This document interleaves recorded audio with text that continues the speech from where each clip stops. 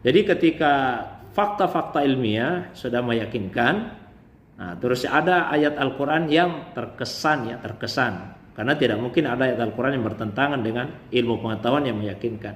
Hanya terkesan bahwa itu bertolak belakang, maka tafsiran kita ya yang perlu untuk diperbaiki. Sama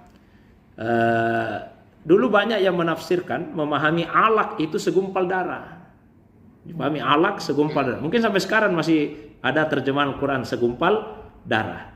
Kenapa seperti itu? Karena ketika ada perempuan yang hamil, maka dia tidak akan mengalami haid, ya kan begitu. Kalau ada perempuan hamil, jadi tidak haid. Sebaliknya kalau ada perempuan yang haid, berarti itu tanda bahwa dia tidak hamil. Jadi dianggap bahwa darah itu yang semestinya keluar, darah bulanan, itu menggumpal, dan itulah nanti salah satu proses bagian dari terciptanya manusia. Nah, di Al-Quran surah Al-Mu'minun 12-13 misalnya, walaqad khalaqnal insana min sulalatin min tin summa jalnahu nutfatan fi qararim makin summa halakna nutfata alaqah.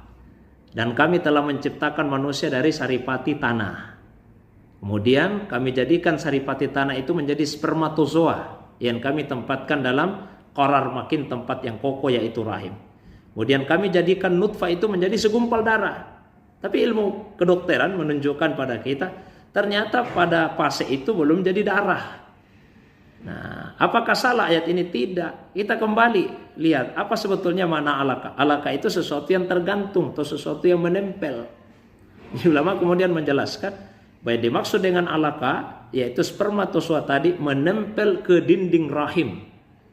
Ya, jadi ketika ada alaka itu bukan darah, tapi dia sesuatu yang menempel di dinding rahim. Ya bentuknya seperti apa ya? Mirip kayak apa itu ya, hewan-hewan kecil-kecil begitu.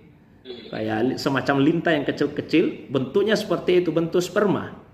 Nah, dari jutaan sperma yang kemudian ada di antaranya yang alaka. Alaka itu menempel ke dinding rahim, tapi ini belum menjadi darah. Maka ulama kemudian menyatakan, ya tafsirnya yang kita reinterpretasi, ulama menginterpretasikan kembali ayat tersebut. Bukan darah.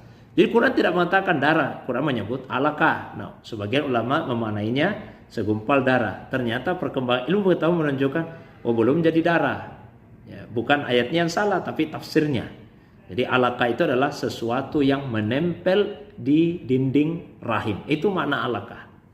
Saya kira itu satu contoh yang lain untuk menunjukkan bahwa Al-Quran tidak mungkin